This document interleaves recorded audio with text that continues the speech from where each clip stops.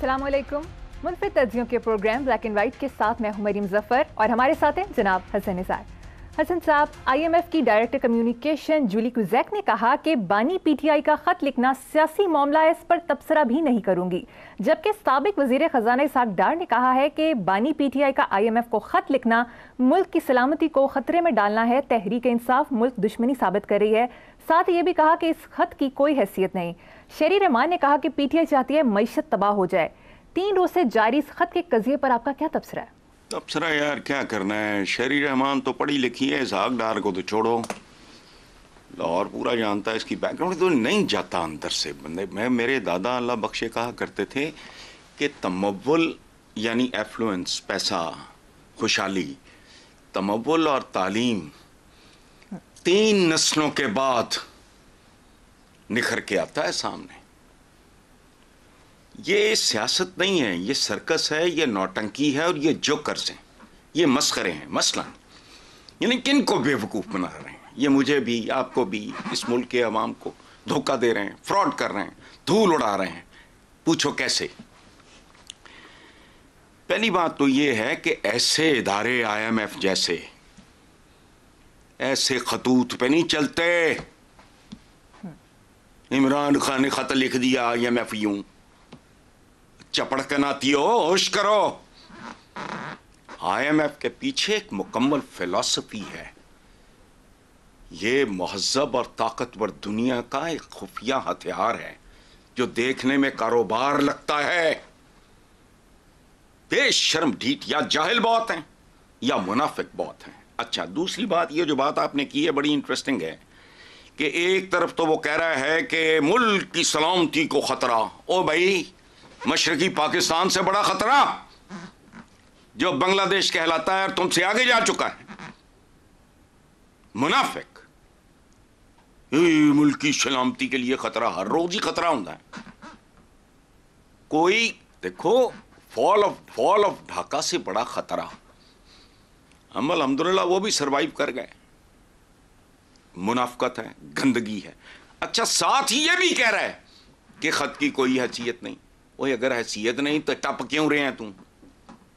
क्यों फुदकते हो?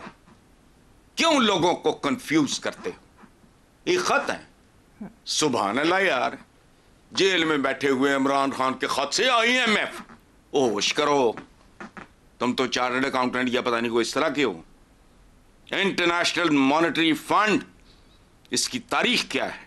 तुम्हें तो यह भी नहीं पता होना करेंसी नोट की तारीख क्या है। इब्तदा में इसके पीछे कितना गोल्ड रिजर्व जरूरी होता था, कैसे बतदरीज घटता गया। रॉथशील्ड फैमिली का इसमें रोल क्या है? अनपढ़ से, जाहिल से लोग आके अब लोगों को एक्सप्लॉइट करने लग जाते हैं।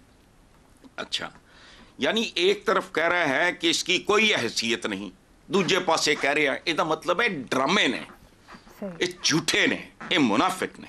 अच्छा, दूसरी तरह माशाल्लाह जो सियासी, इक्तसादी, सहाफती, अफलातून, सुकरात, बुकरात, अरस्तू, सार्थ, कांट, नीत्शे, ये दूर दूर की कौड़ियां ला रहे हैं। कख नहीं पता हुए।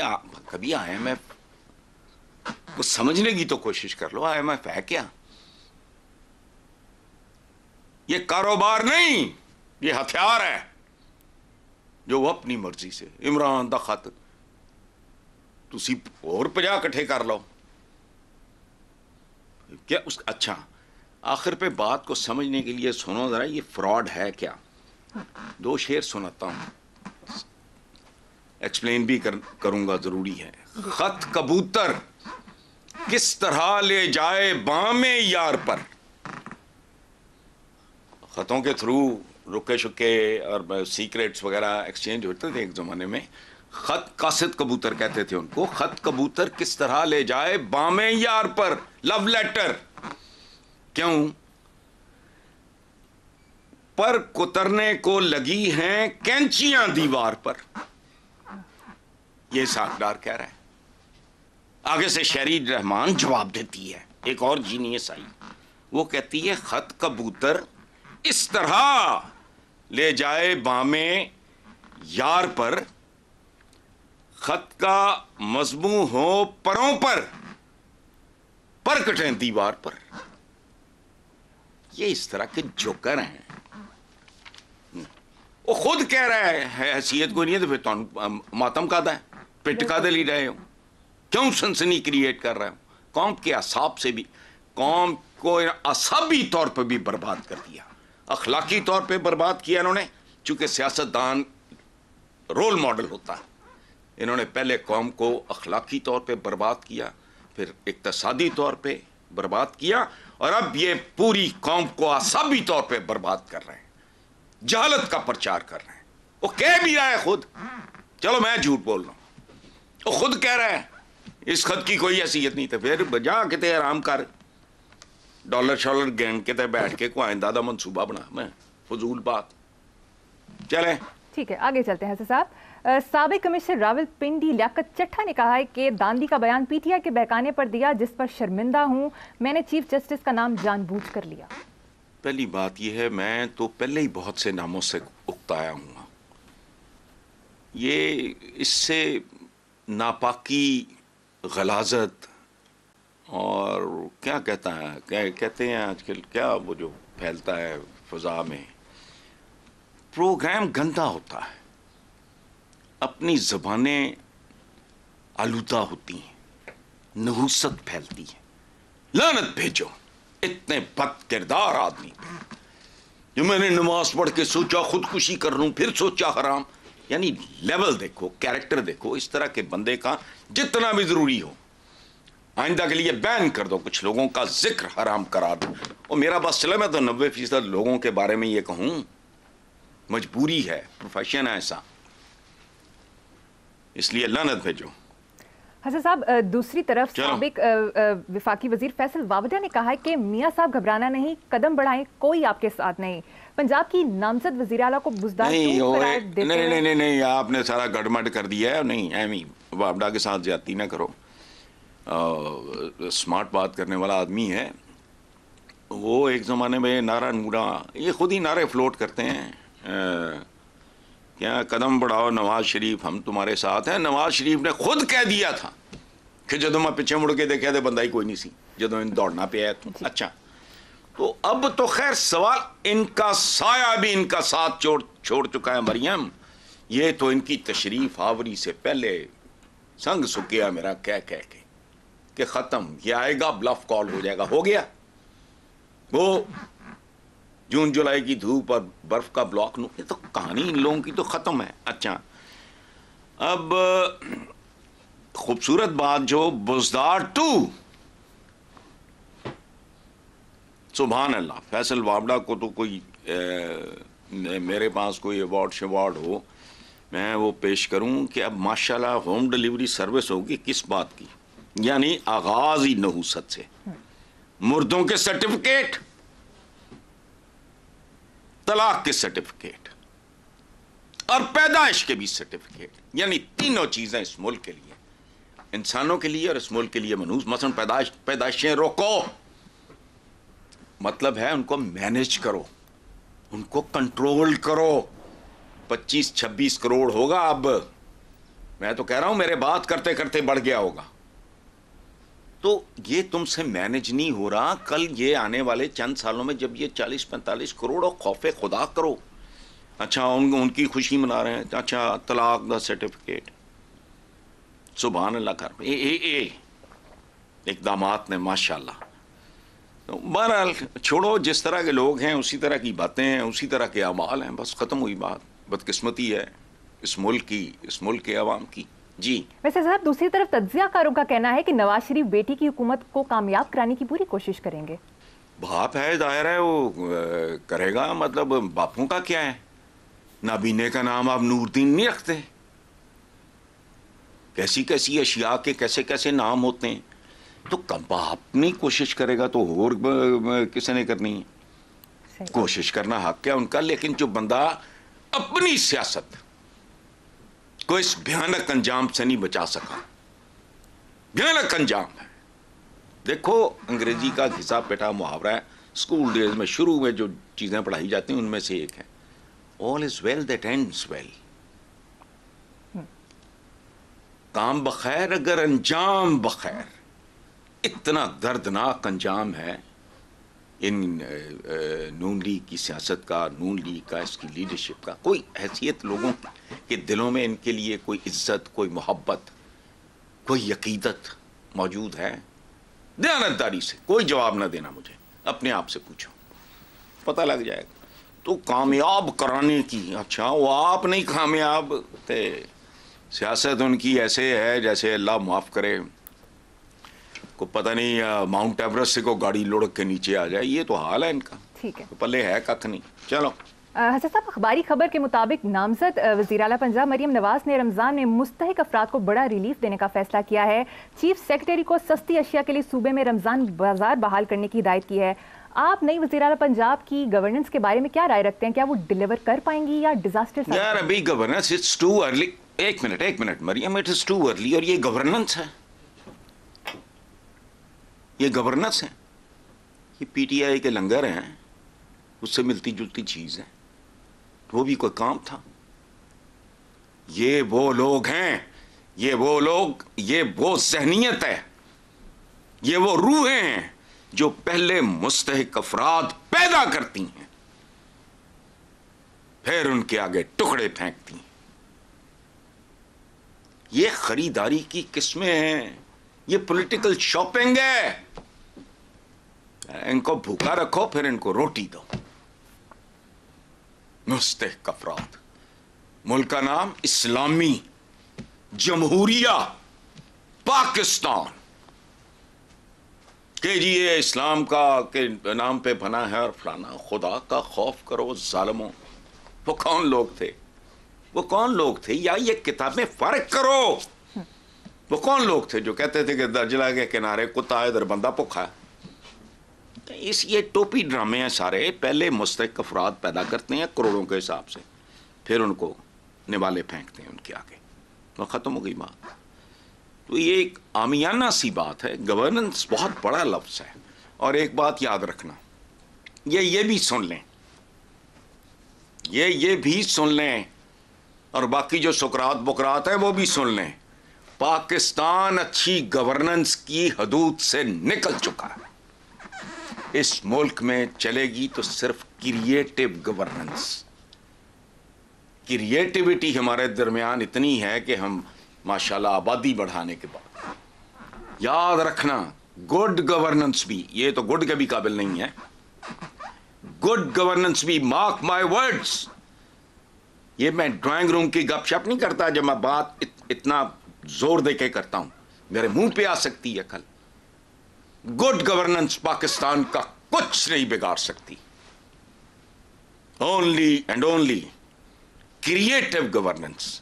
और क्रिएटिविटी, ये तो 5 लोग हैं, ये तो पत्थर के बोत हैं, इन्होंने क्या क्रिएटिव होना है? क्रिएटिव गवर्नेंस, ये लफ्ज सुना नहीं होगा इन्होंने कभी। Good governance, good governance. वो गुड गवर्नेंस वहां होती है जहां नॉर्मल हो सूरत हाल। ये बदतरीन जवाल का आखिरी हद तक पहुंचे हुए लोग हैं हम। गुड गवर्नेंस इसका क्या बिगाड़ देगी, मुझे ये बताओ। गुड गवर्नेंस लफ्ज वैसे आ जाते हैं, उसको चपड़ चपड़ चबाने लगते हैं, बस समझ होती नहीं। क्रिएटिव गवर्नेंस, और वो रिस्की होगी। ये कोई शेर दिल करे, ये नहीं कर सकते, कर ही नहीं सकते। बिल्कुल। अब बोल तो क्रिएटिविटी इनके करीब से नहीं गुजरी, ये समझते हैं कोई, खैर छोड़ो यार, मेरे मुंह से कुछ और निकल जाएगा।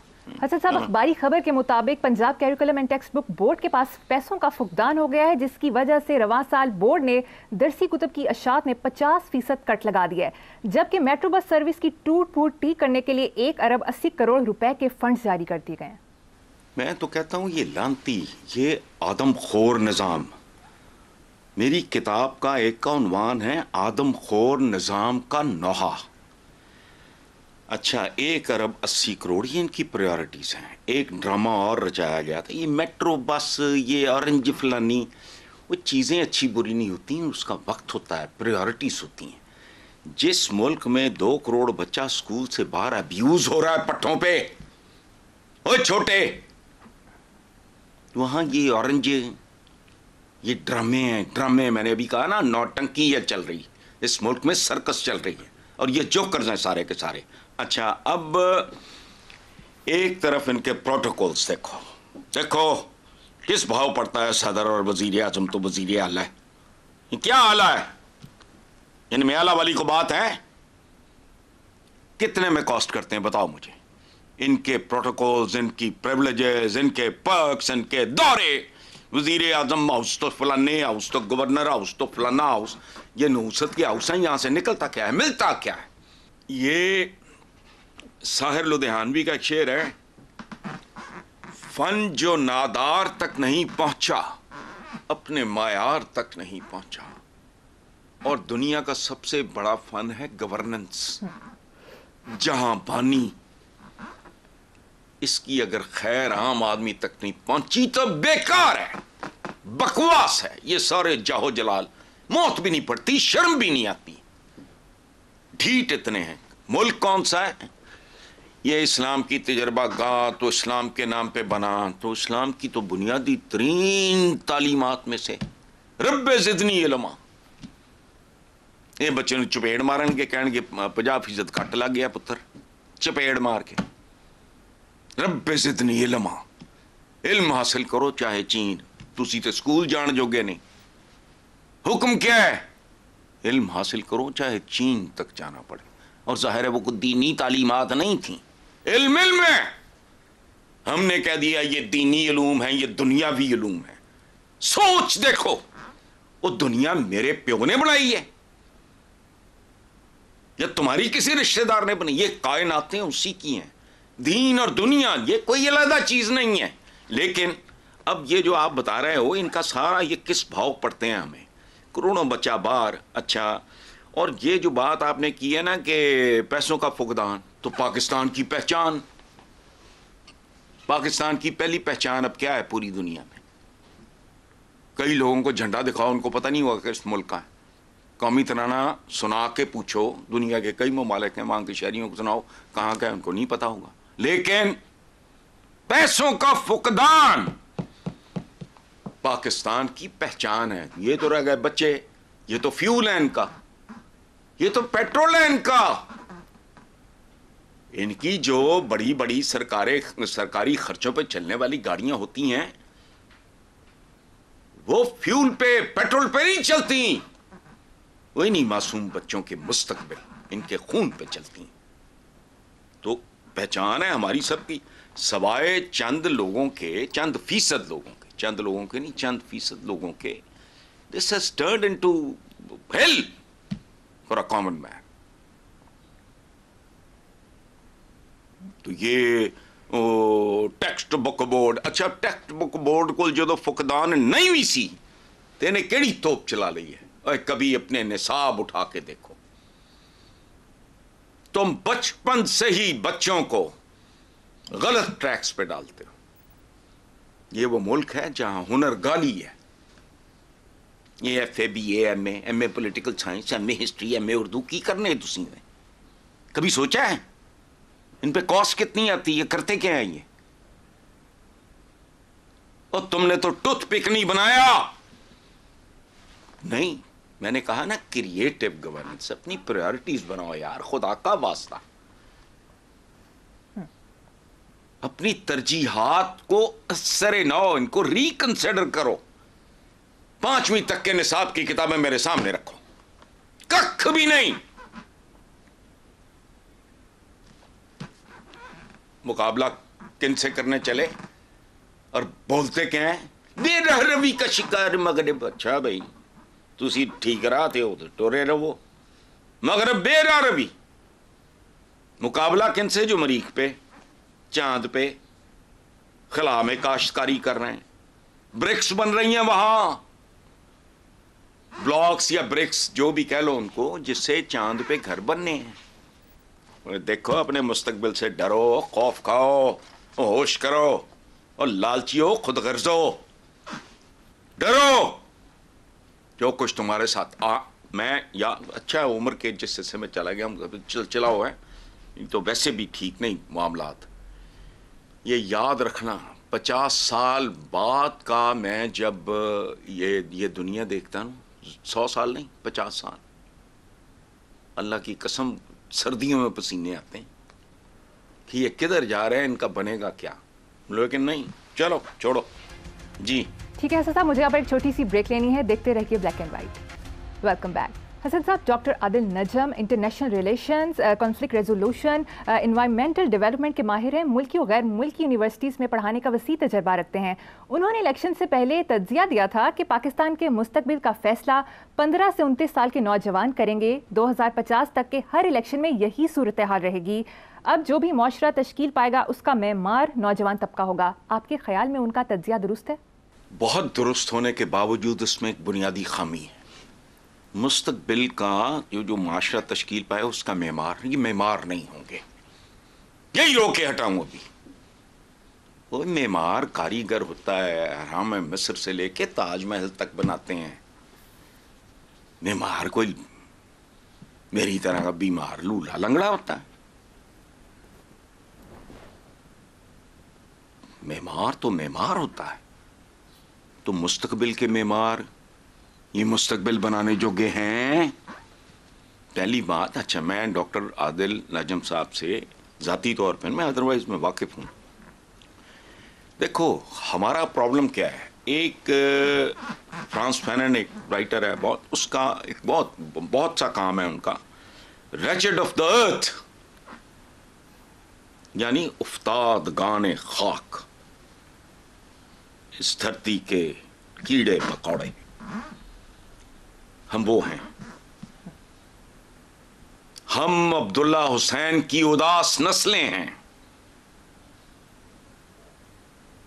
ये सूरत हाल जो है, लेकिन पता नहीं, आई डोंट नो। और ये कीबोर्ड वॉरियर्स वगैरह जो कुछ करेंगे, अगर इनकी डायरेक्शन ही ठीक ना हुई, अगर इनकी तरजीहात ही दुरुस्त ना हुई, अगर इनकी बुनियादें ही टेढ़ी रख दी गई, तो फिर ये तखरीब करेंगे या तामीर करेंगे, मैं नहीं जानता। और एक बात ज़िमनी तौर पे, 9 मई को जो हुआ बहुत तकलीफ दे था, मैंने भी उस पर प्रोटेस्ट किया, लेकिन सब कुछ ठीक हो गया। सजाएं पकड़ धकड़ ये बहुत अच्छा, ठीक है, उसको अलग करो। ये नौबत क्यों आई, ये है वो बुनियादी सवाल। मुझे बताए कोई दुनिया का बड़े से बड़ा साहिर और जादूगर और फलाना और बड़े से बड़ा कल्ट मुझे बताए, मैं तो अपने ट्रैफिक सिग्नल का शीशा ना तोड़ूं। ये कौन लोग थे? गुमराह करना। भाई मुझे बताओ तो सही, कभी किसी ने सोचा है कि जो ज्यादती ये वो जो रिपोर्ट होती हैं मासूम बच्चों के साथ, व्हाट आर द रीजंस? नहीं, रो पीट के हम जैसे बिज्जू बांदर रो पीट के मातम करके बातें करके इज़हार अफसोस करके चुप कर जाते हैं। सोचा है कभी? फिर देखो जिंदगी में 3-4 पहले क्या चाहिए इंसान को? तालीम और तरबियत को तो मारो गोली, बहुत बात की बातें। पहले क्या चाहिए? ऑक्सीजन, फिर चाहिए पानी, फिर चाहिए खुराक, उसके बाद कुदरत के एक अपना एक तरतीब है। एक ऐसा माशरा जिसमें कोई चीज़ अपनी जगह पे नहीं है। मेरी नाक मेरे माथे पे है, मेरी आंखें मेरे कानों की जगह हैं, मेरे कान मेरी गर्दन पे लगे हैं। ये है हमारा असली चेहरा।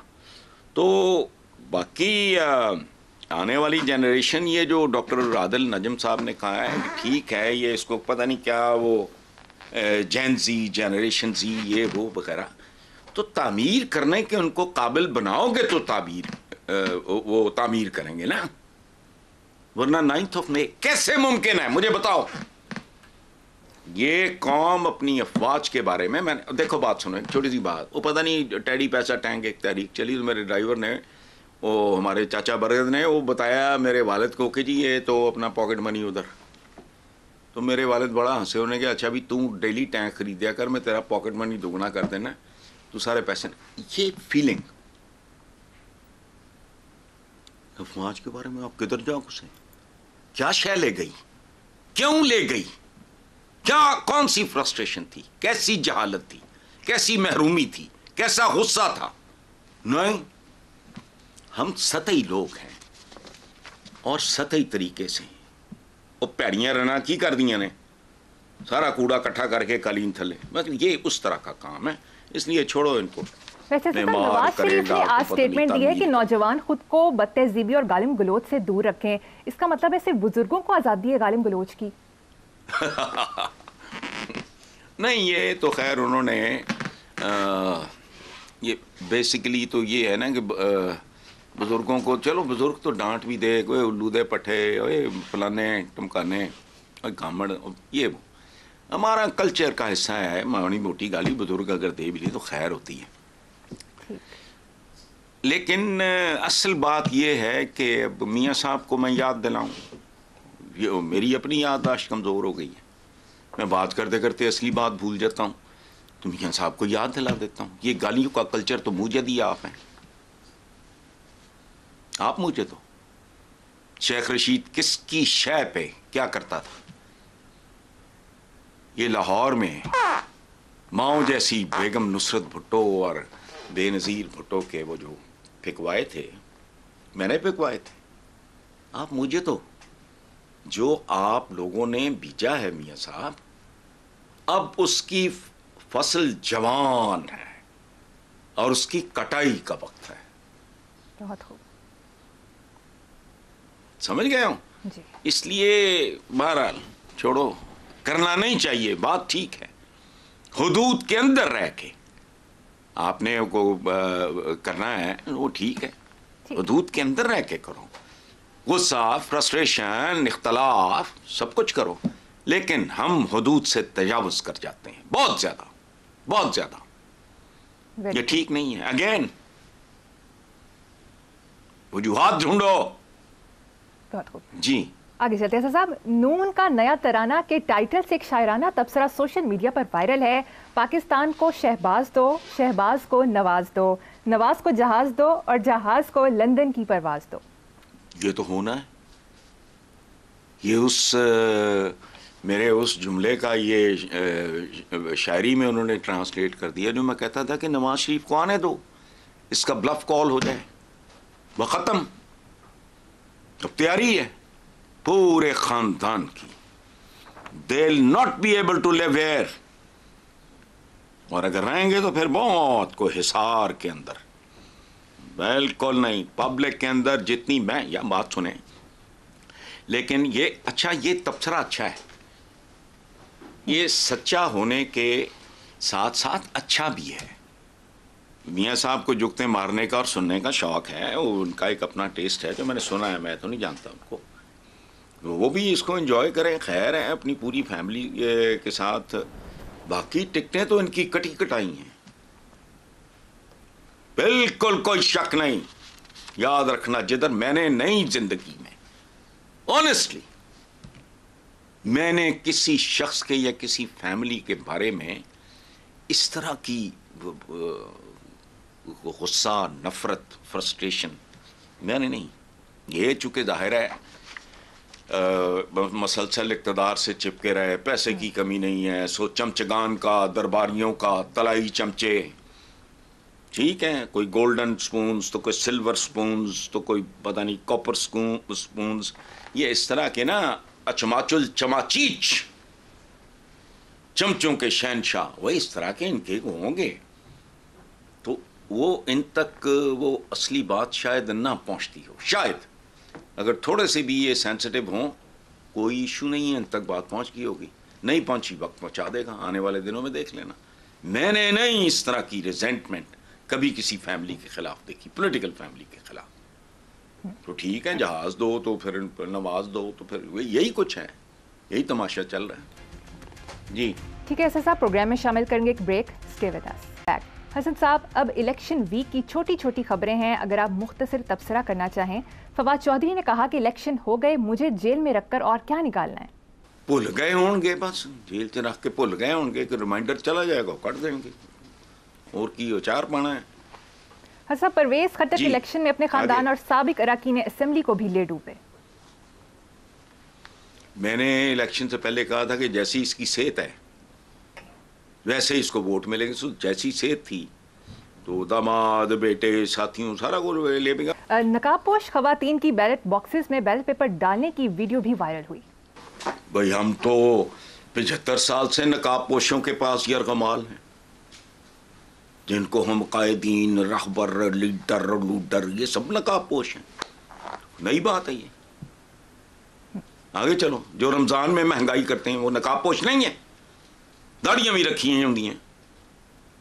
ये लिंक रोड पे पकड़ा गया था एक बदबख्त, अफ्तारी करवा रहा था लोगों को, और उसने वारदात क्या की थी, यूटिलिटी ये जो है सरकारी, वहां से वो चीनी चोरी करवाता था, दाढ़ी भी थी, अफ्तारी भी करा रहा था। तो हम तो नकाबपोशों के पास गिर भी पड़े हैं भाई। जी, सदर मुमलिकत आरिफ अलवी ने एक मानी खेज बयान दिया कि कम से कम मजीद खुदाई बंद कर दें, इस पर आप क्या कहेंगे? भाई तेल निकलने पे खुदाई बंद हो जाएगी, दो ही सूरतें हैं ना, निकला या नहीं निकला। तेल निकल आया तब भी खुदाई बंद हो जाएगी, फिर तेल पे फोकस होगा। अगर ना निकला तो पता लगेगा जी ये सोसाइटी बेकार। जैसे एक बार वो कराची में नहीं, पता नहीं कोई डीप वेल ड्रिलिंग वो पता नहीं हो रही थी पानी के में, ये वो सारा, तो बस खुदाई तो फिर खुदाई है, जो नतीजा होगा वो देख लेंगे। जी आगे चलते हैं साहब। भुट्टो फांसी सदारती केस रेफरेंस की समाअत के दौरान चीफ जस्टिस ने रिमार्क्स दिए कि मार्शल लॉ फौज का नहीं एक फर्द का इक़दाम होता है। यार ये फर्द क्या होता है, मत देखो ये बिल्कुल ऐसे ही है। मैं मेरे जैसा कम फहम आदमी, नालायक, अनपढ़, वो इसी तरह ही सोच सकता है ना, जैसा मैं जवाब दे रहा हूँ कि ये बिल्कुल ऐसे ही है जैसे कोई कहे कि कत्ल इस बंदे ने नहीं किया, इसके हाथों ने किया। टक्कर मैंने नहीं मारी, मेरे सर ने मारी है, यानी आपका थोबड़ा टूट गया, आपके दांत बाहर आ गए, टक्कर मैंने नहीं मारी, वो तो मेरे सर ने मारी है। अच्छा, किसी शरीफ जादी को चक्का आबाश आंख मार दे, उन्हें ये तो अख मारी है, बाकी उदा तो तल्लुक ही कोई नहीं आंख में। तो ये है बस, ठीक है, ये जुमले शुमले हैं, इनको सुना करो, एंजॉय किया करो, बस और क्या। साहब दूसरी तरफ आईजी सिंध रिफत मुख्तार का कहना है कि हराम का चलन आम है, पुलिस वाले भी हराम खाते हैं। अब मामला स्ट्रीट क्राइम्स, डकैतियों से बढ़कर कंटेनर और ट्रक लूटने तक पहुंच गया है। ये हम जैसे लोगों का कोई करीबी, कोई अजीज को दोस्त ही बात कर सकता था इस तरह की बात। मैंने नहीं पढ़ी वैसे। देखो ये पूरा नाम है राजा रिफत मुख्तार।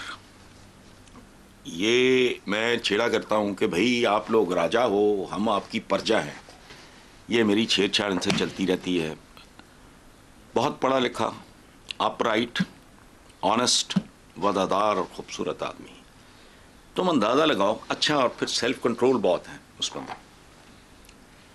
कहाँ तक बहुत बात पहुंची होगी कि यह बंदा फट पड़ा। वो इस टाइप का है नहीं, बड़कबाज आदमी नहीं है, वो इस तरह की बातें करने वाला, सर फेंक के काम करने वाला आदमी है। लेकिन इससे अंदाज़ा लगाओ कि अगर एक सूबे का आईजी ये कह रहा है, वो क्या देख रहा होगा, क्या भुगत रहा होगा, क्या फेस कर रहा होगा। तो बात तो 100% ठीक है। ठीक है, पता है, आपको भी पता है, मुझे भी पता है। जी हसन साहब, लास्ट मिनट चल रहा है, कोई काला कॉल है तो शेयर कर दें। काला कॉल नहीं यार, मैं तुम्हें आपको सुनाता हूँ अपना। मैं वो बच्चा जो जजीरे में अकेला रह गया, मैं वो बच्चा जो जजीरे में अकेला रह गया, खुद ही अपना बाप, खुद ही अपनी माँ बनना पड़ा। वाह। मेरे वालिद मुझे सिविल सर्विस में लाना चाह रहे थे, मैं राइटर बनना चाह रहा था, घर छोड़ दिया एट द एज ऑफ 21। मेरा भी रिजल्ट भी नहीं आया था। उसके बाद मैं था, मेरा प्यारा शहर लौटा।